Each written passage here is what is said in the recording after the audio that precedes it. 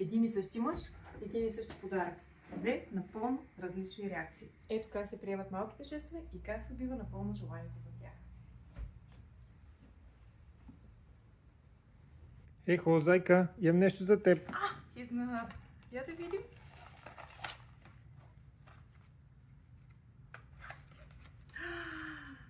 Много е готин. Много е готин. Още днес ще си го сложа. Благодаря. И аз те обичам. Ехо, зайка, имам нещо за теб. Какво е това? И за какво сега? Ма верно ли си дал парите? То няма повод. За какво си го взимал? Хубав е. Много хубав. Ама трябваше ли да си даваш парите? Ай, ще го нося. Мерси. Дами, не забравяйте да оценявате малките жестове в ежедневието си и да цените човека до себе си.